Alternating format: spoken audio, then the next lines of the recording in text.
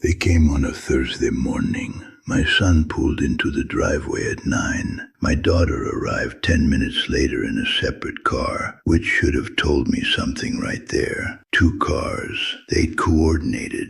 There was a suitcase on my bed that I hadn't packed, and before I could say much of anything, they were explaining. Calmly, carefully, with the kind of practiced patience you use on someone you've already decided can't argue back, that this was the right move, that it was temporary, that I'd be comfortable, that they'd visit. I was 79 years old, standing in the kitchen I'd tiled myself, and I knew, the way you know when an engine's about to seize before it makes a sound, that nothing they were saying was true. But I didn't fight it, not then. My name is Walter Hayes. I spent 31 years as a construction foreman in the Pacific Northwest. I built things. That's what I did. Not metaphorically, not as a side project. I built physical structures that are still standing. I know how to read a blueprint, how to spot a load-bearing wall someone's trying to hide behind drywall, how to tell the difference between a crack that's settling and a crack that's failing. I learned early that most problems announce themselves before they become disasters. You just have to be paying attention. I wasn't always good at the other kind of building, the kind that happens inside a family. My wife Margaret would have told you that, and she would have said it kindly, because that's who she was. I provided. I showed up. I fixed things that were broken. I believed that was the same as love, or close enough. It took me decades and a great deal of loss to understand that it isn't. Not quite. Margaret died 11 years ago. Ovarian cancer. By the time we knew what we were dealing with, we had about 4 months. I spent most of those months sitting beside her and not knowing how to say what I felt, which meant a lot of silence between us that I still carry. She knew me well enough to understand the silence. I'm not sure our children ever learned that particular language. Subscribe to this channel and tell me where you're watching from. I spent most of my life not talking about what mattered. I'm trying to do better. If something here reaches you, let me know. My son is named Gary. He's 53, lives outside Portland, works in commercial real estate. He has that quality some men develop when they've been successful for long enough, a kind of permanent, mild impatience, like everyone around them is slightly behind schedule. My daughter is Karen. She's 49, lives in Sacramento, married with 3 kids I've seen a handful of times in the last few years. They both turned out capable, driven, financially stable. I was proud of that for a long time. I didn't understand yet what had been traded away to get there. I paid for Gary's college working overtime on weekends for 2 years straight. I never mentioned it to him. I assumed he understood. I know now that assumption was a mistake. Not because he should have been more grateful, but because I never gave him the chance to know what it cost. There's a difference between sacrifice that builds a relationship and sacrifice that happens in secret. One is love. The other is loneliness dressed up as nobility. The house they took me from was mine in every meaningful sense, not just the deed, every corner of it. I poured the foundation in 1987. I framed the walls myself on weekends over the course of a summer. My friend Deacon helped me hang the drywall because he owed me a favor, and because that's what men did in those days. Margaret picked the paint colors, and I applied every coat because she said I was better at it, which was her way of making me feel useful in the parts of the house that were hers. That house held 40 years of our life together. It was the only place I still felt her. After Margaret died, the kids started coming around more frequently for a while. I thought grief had pulled us closer. But slowly, over months and then years, the visits changed in quality even when they didn't change in frequency. Gary started asking questions about the property, assessed value, square footage, whether the title was clean. Karen started suggesting, gently at first, that I might be happier somewhere with more support, more community, people my own age. I told myself they were being thoughtful. That's what you do when you don't want to see something. The papers arrived in September. Gary brought them in a folder with a pen already out and explained them in about 3 minutes. Something about simplifying the management of the estate, making things easier for everyone, reducing complications that would only get harder to sort out later. He pointed to the signature line with the confidence of a man who had already decided the conversation was over. I looked at the papers. I looked at him. I said I wanted a few days to look them over. Something crossed his face in that moment. Not anger, not yet. Inconvenience. Like he'd accounted for resistance, but not from this direction. He said, of course, no rush, whenever I was ready. But the way he put the folder on the table, precisely, deliberately, leaving it in my sightline, told me he expected the delay to be short. The weeks after that were a masterclass in slow withdrawal. Calls became check-ins. Check-ins became shorter. Visits were announced and then postponed. When they did come, there was always a reason to leave quickly. Work, the kids, traffic, an early flight. And there were smaller things. The kind you notice when you've spent 30 years reading job sites, where the dangerous problems are always the ones nobody's talking about. Gary brought a man to the house once under the pretense of dropping off some things. He introduced him as a colleague. That colleague walked through every room with the careful attention of someone who was measuring, estimating, calculating. I'd seen that walk before. It belongs to buyers. That was when I stopped telling myself I was wrong. The morning they moved me out, Karen was softer about it than Gary. She talked about my recent fall. A minor thing, barely worth mentioning, and about the house being too large for one person, and about how I deserved real care, professional care, people trained for this. Gary carried the suitcase. He didn't ask what I wanted to bring. The choices had already been made. I sat in the back seat and watched my street disappear behind me. I didn't speak. I wasn't composing myself. I was thinking. That's the thing about silence that people who've never practiced it misunderstand. It isn't emptiness. It's a place where clarity lives. The facility was clean. The staff were professional. My room had a window. None of that was the problem. The problem was waking up in a space that held no memory of anything that mattered, where every surface was institutional and every sound was someone else's. That particular kind of alone is something I wouldn't wish on a person who deserved it. What would you have done in that same room with that same knowledge? Tell me in the comments. I want to know, because I suspect more people understand this than are willing to say so out loud. On my third night there, I called Raymond Doyle. Ray had been my attorney for over 20 years, not a fancy firm, just a good man who did estate work and property law, and who had the quality I always respected most in any professional. He returned calls. I told him where I was. He was quiet for a moment. Then he said, "Did you sign anything?" I told him I hadn't. "Good," he said. "Then we have room to work."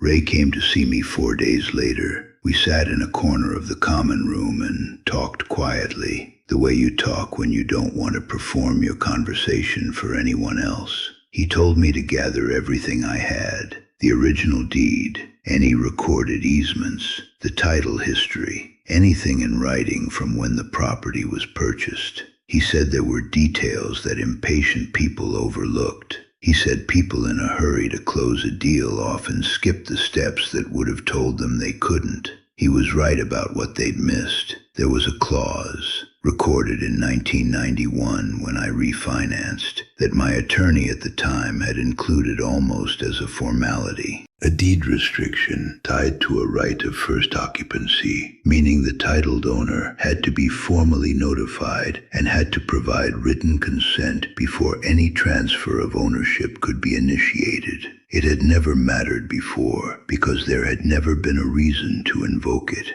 My children had assumed that because I was elderly and cooperative and living in a facility, the path to a sale was clear. They hadn't pulled the full title history. They'd been in too much of a hurry. Ray connected me with a younger attorney in the county where the house was located, a woman named Diana Chen, mid-40s, compact and precise, with the manner of someone who'd heard every version of this story and knew exactly how to read it. She took the case. She told me to do nothing, say nothing, and not to meet with my children without letting her know first. She told me this would require patience. Patience. I'd built houses in winters that would stop most people. I'd managed crews through strikes and delays and every kind of setback construction produces.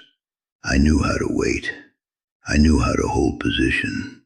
My children called regularly in the weeks that followed, warmly at first, with updates about family, photos of grandchildren, casual references to how well I seemed to be settling in. I responded as I always had, briefly, pleasantly, without giving anything away. I was a foreman for 31 years. I knew how to read a situation without showing that I was reading it. Diana filed a motion challenging the transfer process and placing a legal hold on any pending sale. The title restriction she cited was unambiguous. It didn't matter what my children had been told by their real estate contacts or what verbal agreements they thought they had. The process stopped. The buyers Gary had been negotiating with, the colleague who'd walked through my house with measuring eyes, and the investors behind him were now looking at a title with a cloud they hadn't expected. Gary called me 2 days after the hold was filed. It was the first call in months where his voice had edges. He wanted to know if I had hired an attorney. I told him I'd sought advice. He told me I didn't understand the situation. I told him I understood it better than he thought. The silence on the line after that was a long one. 30 years of conversations that never quite connected, sitting there between us like a language neither of us had ever fully learned. Karen tried a different approach. She drove up on a Saturday, unannounced, with coffee and a look of careful concern she'd practiced. She sat across from me in the common room and explained, again, how everything had been done with my interests at heart, how the house was too much to maintain, how this placement was genuinely temporary, how they hadn't meant for things to feel this way. I listened. I let her finish. Then I asked why, if it had all been done in good faith, they hadn't explained it honestly from the beginning. She didn't have an answer, and what I saw in her face wasn't guilt. Not exactly. It was surprise. She had not expected the question. She had not expected me to be the one asking it. They had made the oldest mistake there is. They had looked at a quiet man and seen a passive one. The legal process took 3 months from filing to resolution. Diana was thorough and prepared for every response Gary's attorney brought. The title restriction held. The sale could not proceed without my documented, notarized consent. Consent I would not be giving. The investors walked away. Gary absorbed the costs of a failed transaction, and the details of what had been attempted became known. In the way things become known in smaller communities, through the professionals involved and the paper trail that litigation always produces. What surprised me most, though, wasn't any of that. It was a conversation I didn't expect. It was a man at the facility named Arthur. He'd been a high school chemistry teacher for 35 years and had a habit of sitting in the garden in the afternoon with a thermos of coffee and not talking to anyone in particular. After about 2 weeks, he started talking to me, not about his family or his situation, just talking, about things he'd read, about the garden, about how the birds changed with the seasons. We had coffee together most afternoons after that. He never asked what I was going through. He just kept showing up, which at 79 I've come to believe is the most underrated form of loyalty there is. I went home in the spring. Ray was on the phone when the lockbox was removed and the door was mine again. I stood on the front step for a while before going in. Same door, same handle that Margaret had insisted on replacing in 2004 because she wanted something that looked solid, she said, not just something that worked.